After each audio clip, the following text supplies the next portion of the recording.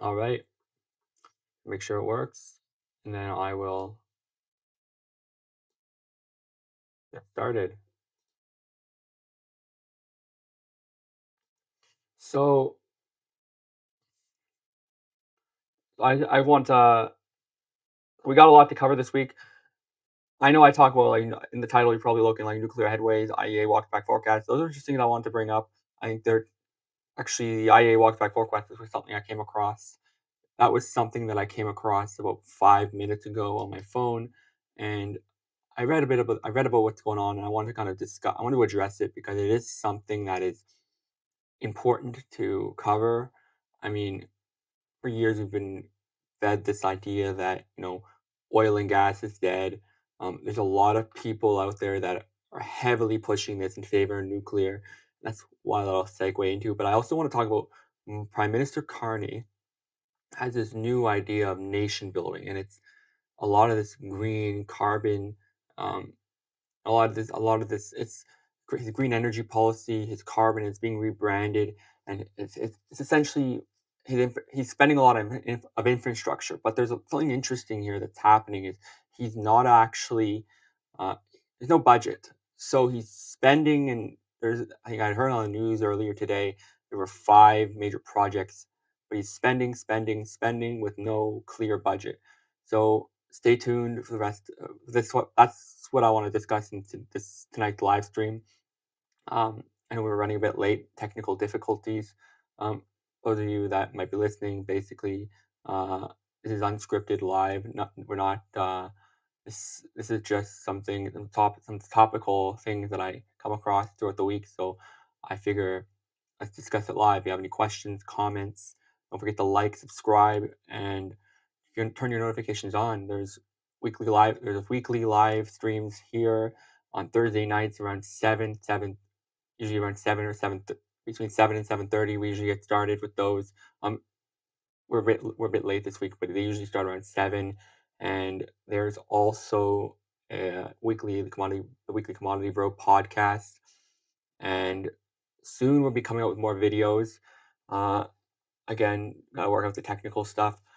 I mean, a lot of the back end stuff. But anyways, let's get started. So to kind of dive in, there was the IEA, and I can pull up the article. I thought, what? Let me check. I had it pulled up on my phone. Let me check the name of where I found the article again. It was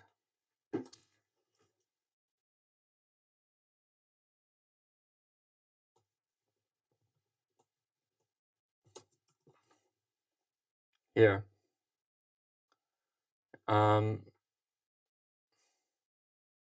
there. This was the article I saw. I'll just pull up this one.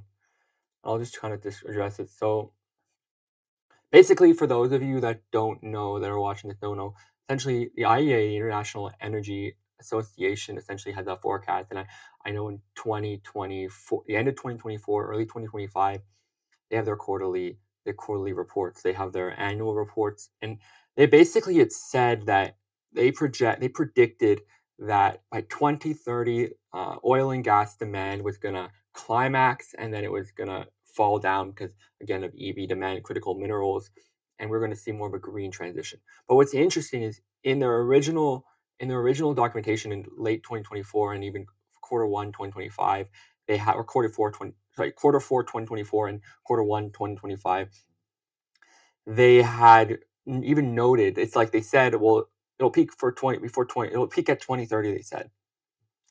But then they that's when it'll climax. But then the caveat then but then they say there's like a well, there's a caveat, there's an afterthought. They believe there's essentially going to be uh they kept pushing off the deadline. They said, well, maybe 2030, maybe, but no, it's not necessarily. It might die down. So then by so that's and now they came up with an article. This was literally today, like earlier today. CDT. What's CDT to EST?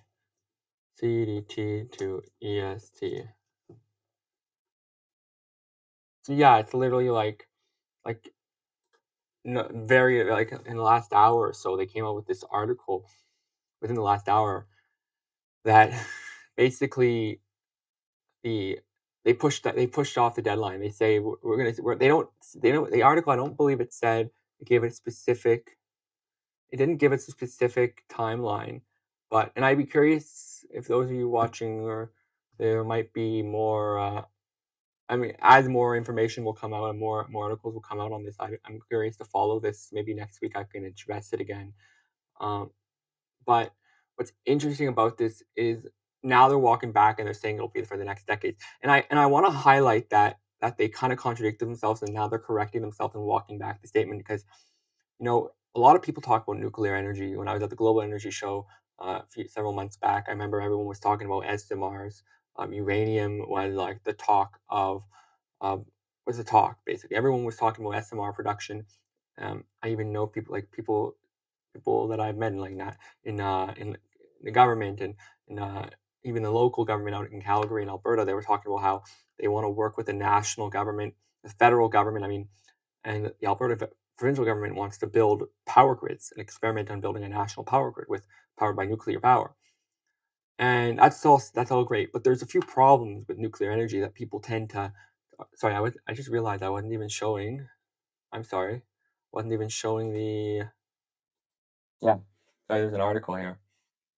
So this was the article: oil gas peak demand, and they're kind of walking back their statement. They're saying we're likely going to see for decades, but there's a problem here.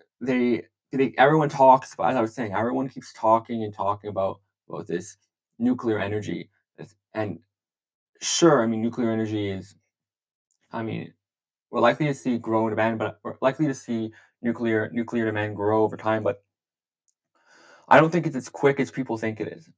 Because I mean, just if you think about it, the analogy I once read, and I think this is probably the best analogy I've ever heard for this, which was, it's like the auto industry. The auto industry is probably one of the few industries out there where people can say that they built a product and then they built the infrastructure for the product. But even the infrastructure took decades and decades to build. It wasn't overnight. It wasn't like they invented the car and then suddenly you had paved roads everywhere. It was over time, and that's the problem we're seeing with these green energy buffs. People that are pushing, and they're saying, oh, in the next 5 to 10 years we'll have it, but it doesn't work like that because you have zoning issues, you have regulatory issues, you have issues with it's a cost as well, the cost to the taxpayer. A lot of the infrastructure they're talking about building is paid for by the taxpayer. Nothing is for free essentially, and so when they talk about and I'll get to this with Carney with his nation building, but the fact that he's talking about building infrastructure when there's no when we're still waiting to see transparency in what's happening,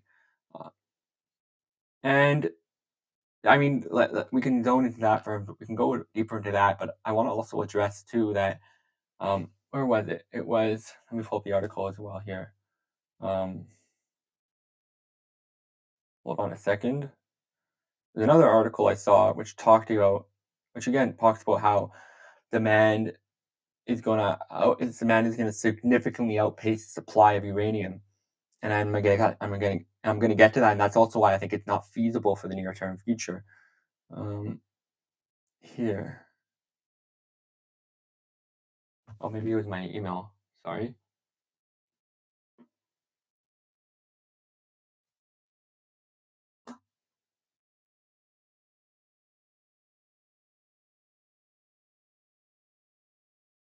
Um,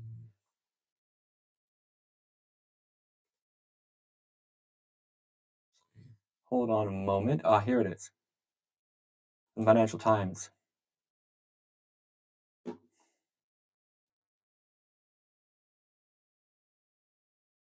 I'll just kind of and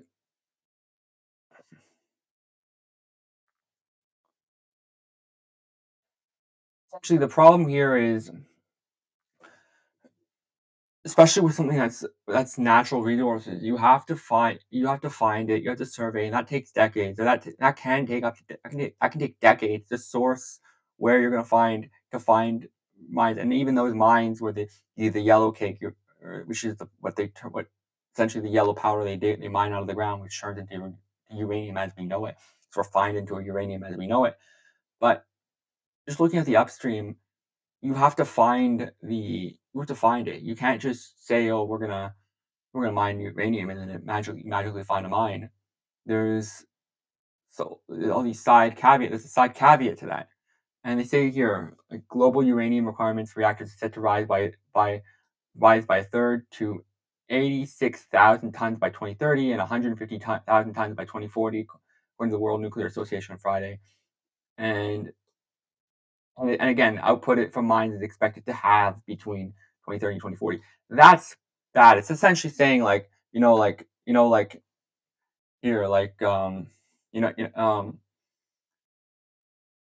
that's like saying essentially again, demand is going to significantly outpace supply. Not only is demand going to significantly outpace supply, it will on top of that demand is going to only increase, but supply is going to decrease. And what that does is that's a recipe for disaster from an economic standpoint because it means the demand is only going to exponentiate because then you got to catch up after. And the only way you're going to catch up is by finding alternative sources. Now, I believe it's called thallium or thorium.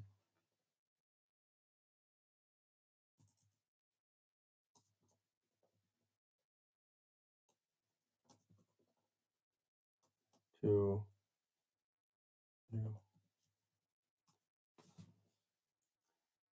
sorry, thorium, not thallium. Sorry, thorium is and that's the potential alternative to nuclear energy.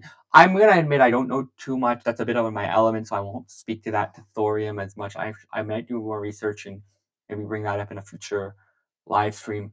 But that's just to give you paint a picture. I don't want to dwell. The whole point is I really want to get to Carney and the nation building part of this live stream. But I wanted to kind of highlight that because I think it's important to I mean it's something that I think people are forgetting.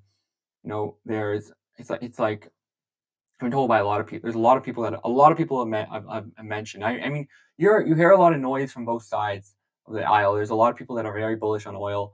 A lot of people that are very, and then there's also for every person that's bullish on oil, there's also people out there that are bullish on clean energy and nuclear power. And when you look at numbers like this, it makes you think maybe they're bullish because they have skin in the game and they're worried, and it's double down. It's like I read. There's a book. I have it behind me actually. It's Methods of Wall. It's called Trader Vic: Methods of Wall Street Master, and it's this guy. He was a trader in Wall Street in the '80s, and he talks about he's a commodity trader, and he said how there's an expression the higher ups would always say we have liquidity, so we give you a certain amount of liquidity, so if your position doesn't go in the right direction, just talk good, just don't show negativity, just talk positive about it and just double down on your position, and eventually it'll go in your favor. And I mean it's I mean which firm it was. I have to go look in the book again. I forgot which firm it was, but their firm eventually shut down, which makes sense why the risk management. But I mean, it makes you wonder why these people are so bullish, despite even the organizations that produce these numbers are saying. Just look at the numbers and use common sense. It's unpractical to say that that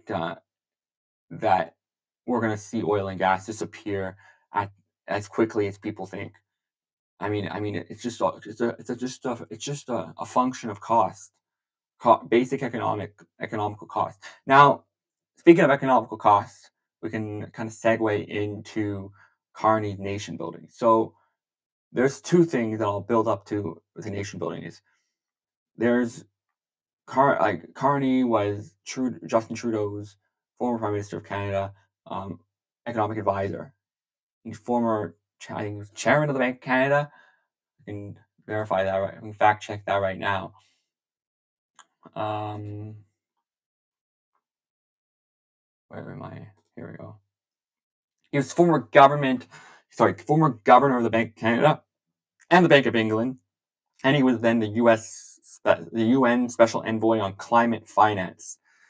And he spent the last decade or so working within within climate change and finance in their intersection. This makes you question a lot of things. I mean, for example, he was advising Justin Trudeau.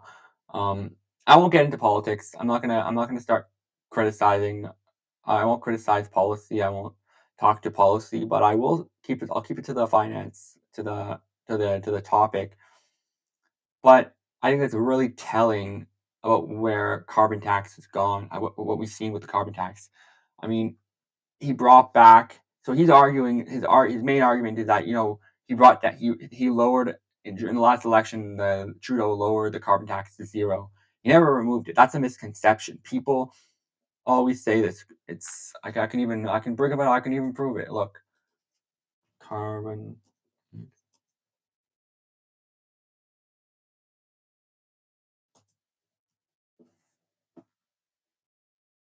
Or was this? Where's the article?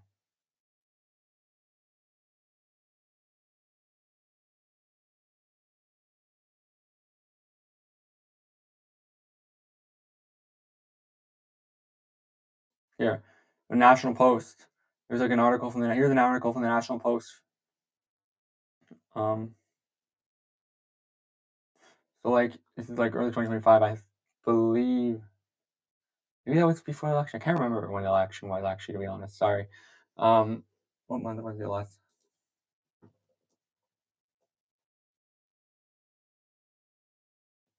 Um,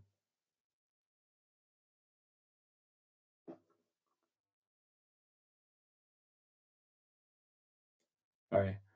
Um,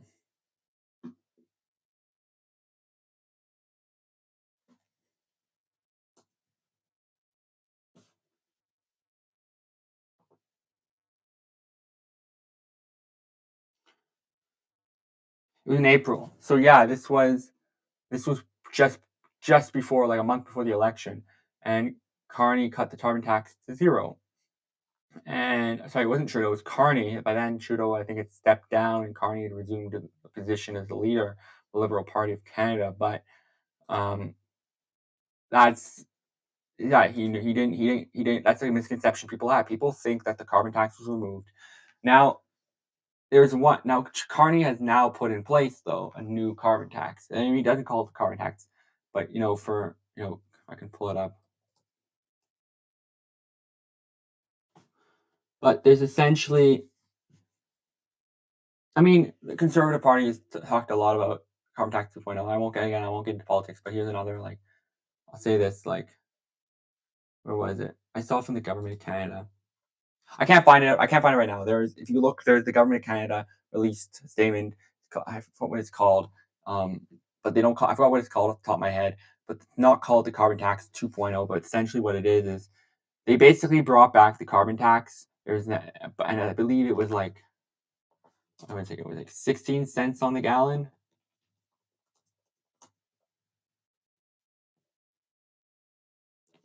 No, it wasn't. It was. Well,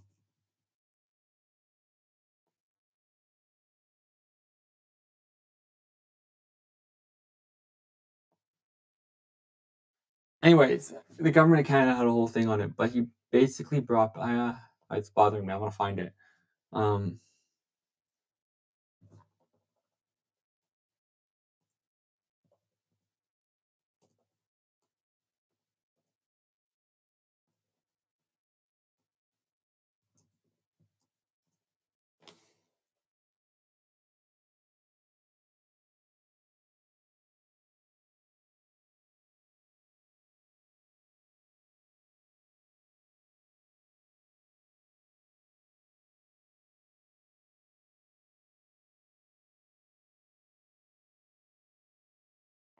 Wait a second. Anyways, he's essentially bringing back the carbon tax. There's going to be a. Know what I said about the 60 cents. I have to fact it. I'll fact check that. Maybe maybe I'll post it. But you just Google it. It's there in the Government of Canada website. Um, and he's bringing it back. But from what I was reading, I don't believe, I could be wrong. I have to fact check that. But there could be um there might I don't believe there's a rebate on this new one. But what I was getting at, without digressing too much, where I'm getting with that is, and it's important to kind of bear this in mind when you look at what he's doing. I mean, a lot of what Carney does, like with the carbon credits and all this stuff. Again, this is his background, so it makes sense. But I mean, where I'm getting at is with the nation building is, or was I? So basically, Carney wants to basically build it. So, for example, we saw the new fund, the government of Canada is funding. I think it was mentioned it last time, $15 billion Atlantic. 1 second, the 15.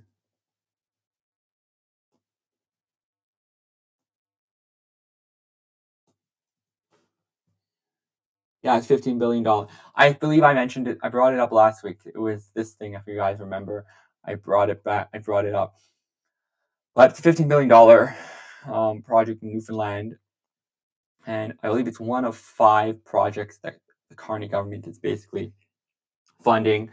And a lot of, and it's again, it's all across green tech, energy efficiency, and energy transition financing, and basically they want to. He called it nation building, but essentially I guess that's his code name for nation building. But basically, it's to make Canada. It's what he's well, he's supposedly trying to make Canada more competitive at the global stage, which makes sense. This I mentioned this last week, I believe, but the LNG terminal in Newfoundland will be instrumental if Canada is to get into the European market within the next decade. It's simple as that. It'll bring Canada. It'll allow us to sell our to diversify who our customers are for our energy. And LNG has kind of been seen as a transitionary fuel source away from gasoline or other more other. It's seen as cleaner. It's not clean energy per se, but it's seen as cleaner than traditional oil and gas. Uh, so oil and gas sources. And again, and it's just natural gas. And again, like majority of Canadian natural gas has historically been sold to the U.S. and now we're diversifying. This was led with the Kitimat terminal. There's 2 more to come online in 27, 28. I keep mentioning that in previous ones. And there's now this one. I mean, Canada will have 4 terminals that are essentially non-exporting outside, other than the U.S. essentially. Now, there's some caveats though. You know, we talk about the state of the economy, all this spending, all this building, and this is where I was kind of leading with this. And it's not meant to be criticism; it's meant to be more food for thought. But because it's easy to sit around and criticize, but I mean that's not the goal here. The goal is to kind of look at things holistically, more nuanced perspective on the third party. But the carbon tax, everyone knows when you make things more expensive, it's basic economics. Anyone and it's literally the first thing they teach you in microeconomics and macroeconomics in your first year university business degree. But essentially, essentially when you raise the prices, demand comes down. Very simple. And basically when they raise the price of energy, I mean, you can make the argument people in Canada aren't gonna Canada's cold, like frozen pretty much 6 months of the year. People aren't gonna not heat their homes. But then you come into a vicious cycle where um it's like almost like the competitiveness gap. If it becomes too expensive to work in to operate in Canada, to operate a company in Canada because of the carbon tax and all these extra or spend all these extra like I guess taxes or other fees on top of that, people are just going to leave. People are just going to export their services to another country. Companies are just going to export manufacturing and other things, and this is going to kill jobs. That August saw 66,000 job losses. Canada saw 66,000 job losses. That was the approximate number I came across in August alone. That's the largest single month um, blow to the employment rate in Canada. The unemployment. The highest the highest single month loss of jobs since COVID. It's not a high watermark per se, but it's since COVID. And well, it's the high watermark since COVID. Not I mean, we're to go back, but so again, this is where almost like the reality check. There's a reality check. Federal jobs, you can make the argument, government jobs are not affected the same way private sector jobs are. And so you end up with, again, like I said, a vicious cycle with a competitiveness gap. Companies are just going to move to another country where it's easier to operate. I mean, obviously, there's certain industries that are hard to relocate, like the energy sector, like mining. But then again, these mines just won't open. You're just going to disincentivize. And like I said too, they're talking about building all these projects, talking about building all these all this infrastructure in the name of nation building. But there's a problem there where if you spend too much, I mean, look at inflation, and interest rates too. Like we know we know we're approaching recession. It's just very logical to look at I mean, if you look at everything that's happening right now, we're still waiting. We're still waiting in the next coming days. We're going to see the interest rate. I can double check the exact date. Next.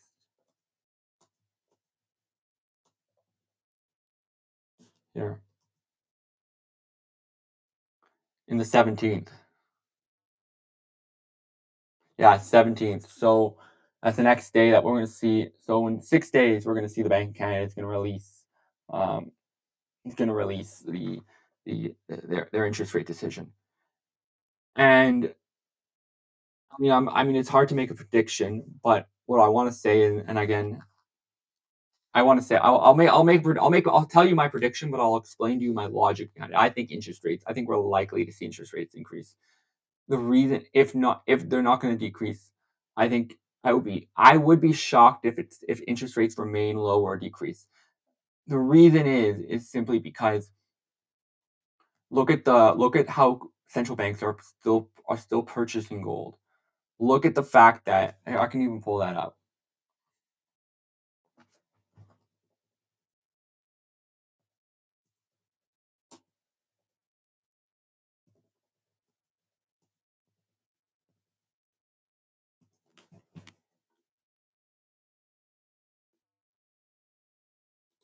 Here, the World Gold Council.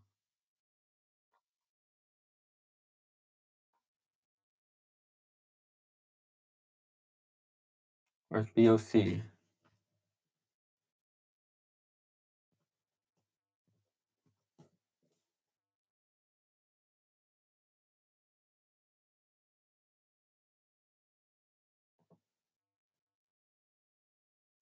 Here.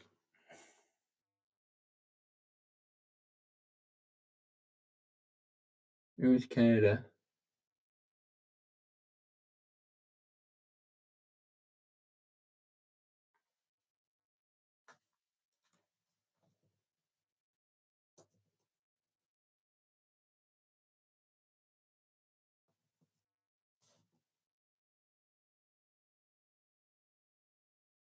Sorry, Bank of Canada. Sorry, it's not the Bank of Canada. It was the.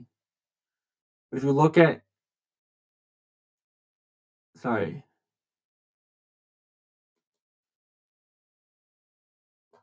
I made a mistake. Sorry, here it is. This is what I saw. It wasn't the Bank of Canada. It was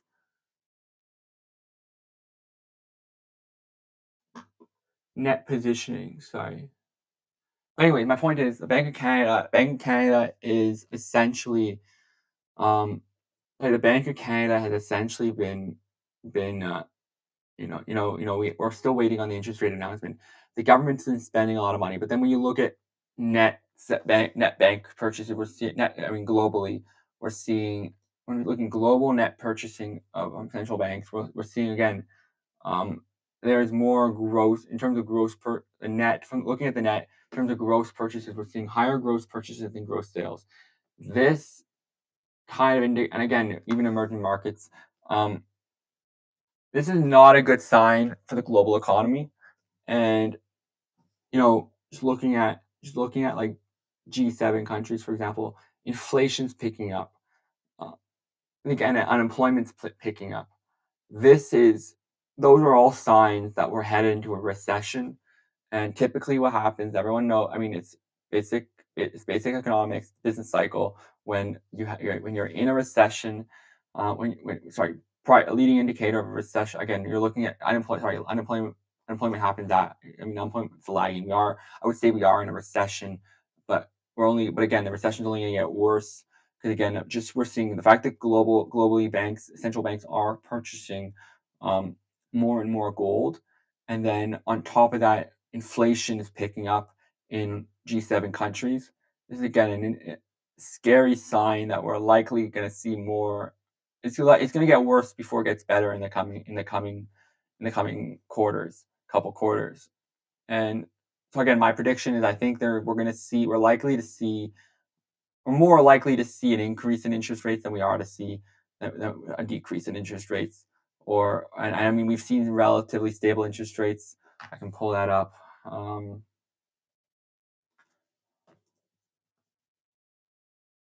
Interest rate. Policy interest rate. Here we go. The past 4 quarters, we've seen a year to date, we've seen basically stable 2.75%. Yeah, again, I think we're likely to see it increase. That's my forecast. And again, it's just looking at the inflation, looking at unemployment, looking at all the spending that's happening. That's just going to yes, the spending is going to help the GDP. Yes, the spending is but spending will cause federal spending is essentially going to cause more inflation, which is going to again reduce the value of the dollar. It's going to affect Canadian industries, which again will cause companies are going to pass on. They're not just going to absorb the shock. They're going to pack. They have shareholders to keep happy. But again, they're going to lean their staff, and that's how economies expand. So I think contract. So yeah. Anyways, if you like, thanks for tuning into the live stream. If you're watching this and on repeat, um, yeah, let me know if you have any questions or there's a topic you want to discuss. And look forward to seeing you guys next week. Don't forget to like and subscribe to the channel. Turn your notifications on so you don't miss anything. Just a reminder, we got the Commodity Bro podcast every Monday. We got every Thursday a live stream where we discuss hot topics in the markets. And coming soon, we'll be having a lot more content coming. There's short form content. So stay tuned. Anyways, all the best.